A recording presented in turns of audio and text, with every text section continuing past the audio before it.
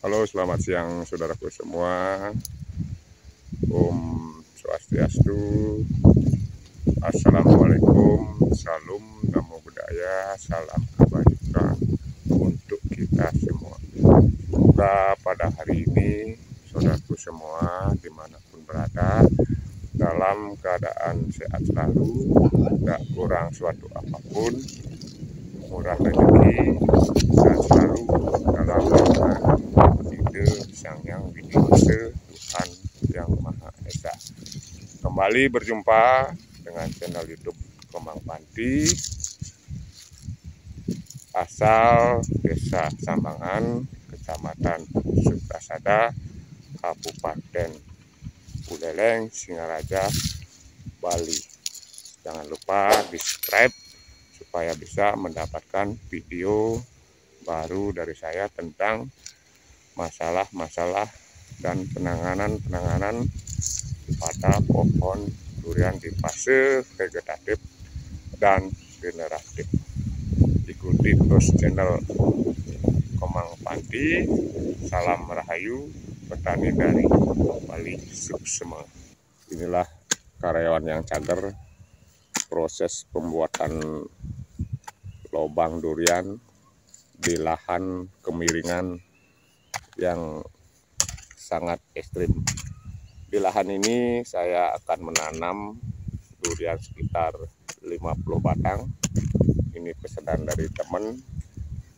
Untuk langkah pertama yaitu pembuatan lubang durian.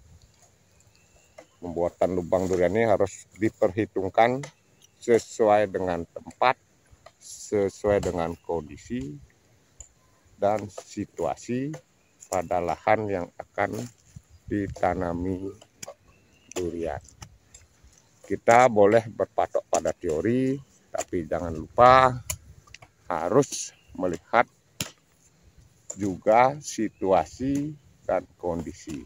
Pertama, kultur tanah di tempat saudara-saudara menanam durian harus pertama diperhatikan.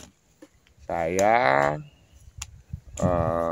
menganjurkan jangan berpatokan pada ukuran lubang atau kedalaman, tetapi lihatlah situasi kultur tanah di mana tempat saudara menanam durian.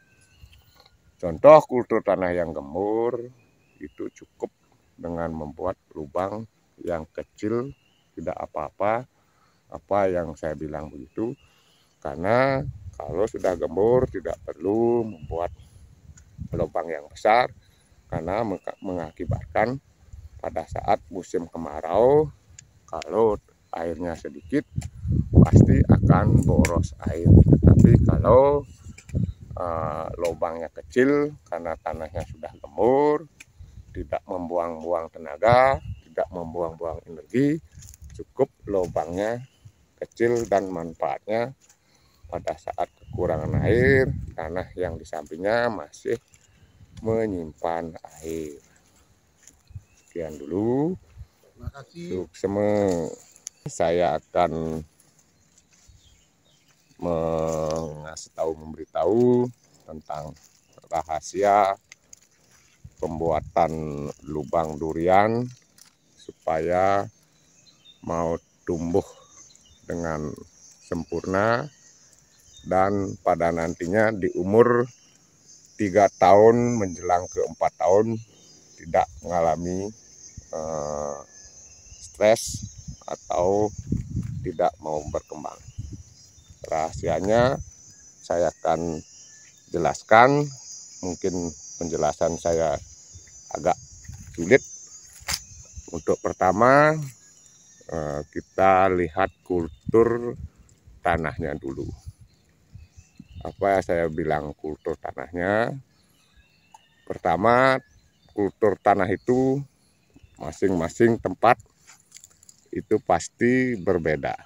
Contoh seperti di Bali, kultur tanahnya ada yang tanah liat, ada yang berpasir, dan ada yang gembur, ada yang tanah merah, ada yang tanah hitam. Dan kita lihat dulu lokasi tanah itu apakah miring ataukah datar. Contoh seperti ini, tanahnya ini agak miring dan sumber air agak terbatas, tetapi tanahnya itu gembur dan merah dan tidak ada lapisannya. Kadang-kadang tanah itu terdiri dari 3 lapisan, yaitu lapisan atas yang gemur, lapisan tengah yang padat, dan kembali akan lapisan yang gembur. Makanya dari itu saya cek tanahnya ini kelihatannya tidak ada lapisannya, maka harus melihat posisi kemiringan tanah dan keadaan airnya agak sulit. Makanya dari itu cukup kita perkecil lubangnya, tujuannya di samping tanahnya itu masih padat, supaya pada saat di musim kemarau dan kesulitan air, tanah padatnya itu masih menyimpan air. Soalnya saya ini tanahnya ini tidak ada lapisannya dan sampai ke bawah gembur. Makanya saudara-saudara sekalian, jangan terlalu terpatok pada teori. Makanya teori itu harus disambungkan dengan praktek dan kondisi keadaan tanah di tempat saudara-saudara menanam durian. Apa yang menyebabkan durian itu mati di umuran 3 tahunan menuju 4 tahun? Karena kita membuat lubang pertama udah salah.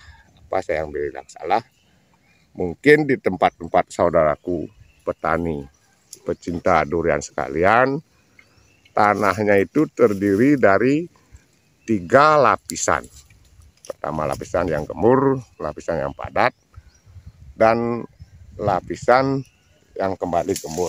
Mungkin saudara sekalian, lapisan padatnya itu belum digemburkan, karena pada saat menjelang ke 3 tahun, akar dari pancer pohon durian itu akan mentok di tanah yang padat.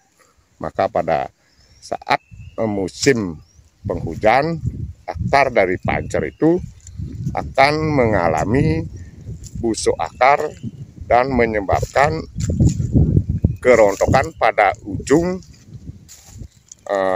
pohon durian, akan menjadi menguning dan akhirnya akan rontok dan batangnya akan mati.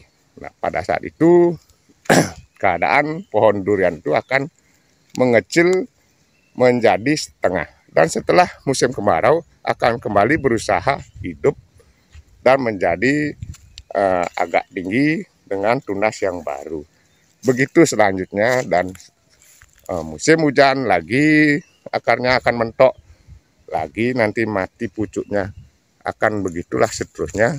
Dan itulah penyebabnya saudaraku petani cinta durian pada saat membuat lubang durian harus melihat kultur tanah dan posisi keadaan air, situasi dan kondisi tanah harus diperhitungkan. Sekian dulu informasi dari saya, mudah-mudahan berguna bagi pecinta dan petani durian dimanapun berada. Suksema, salam rahayu, salam petani durian dimanapun berada. Tetap berusaha dengan kejernihan hati, ketenangan jiwa, pasti kita akan berhasil apapun yang kita lakukan. Suksema.